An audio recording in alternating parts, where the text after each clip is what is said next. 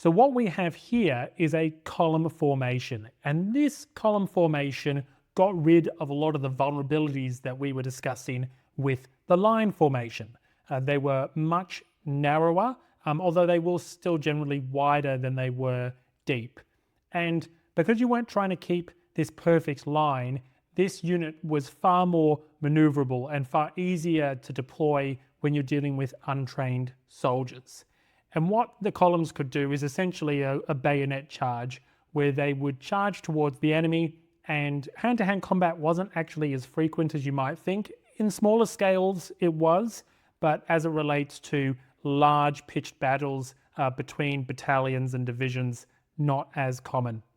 So generally you would charge the enemy, and hopefully this would produce a sort of shock tactic where your enemy breaks and runs before you arrive.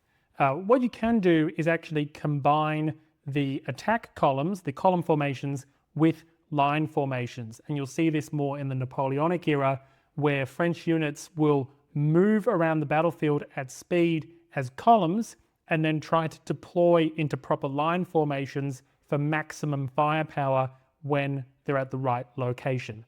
Sometimes this worked better in theory than it did in practice. Now, one of the weaknesses that I alluded to both in the main episode as well as the episode extra on skirmishes is just how dangerous a cannonball could be to the column formations. In a line formation, a well-placed cannonball, maybe it kills 3 men, a man in the first, second, and third ranks. But if a cannonball goes after one of these column formations, it could kill or injure more than a dozen. And that's because their men are so many more ranks deep.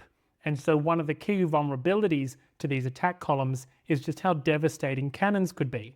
And in episode 89, The Republic Strikes Back, we are going to see the Battle of Onshot, essentially the Battle of Dunkirk, but it doesn't happen at Dunkirk. And one of the problems that the French will run into is just how devastating cannons can be against these columns, especially in their case when the columns are just standing still, but that's a different matter that we'll get into that episode. Of course, if you have any questions, do send them in, and make sure to check out episode 88, Total War II, Leadership and Tactics by the French Revolution and Napoleon podcast.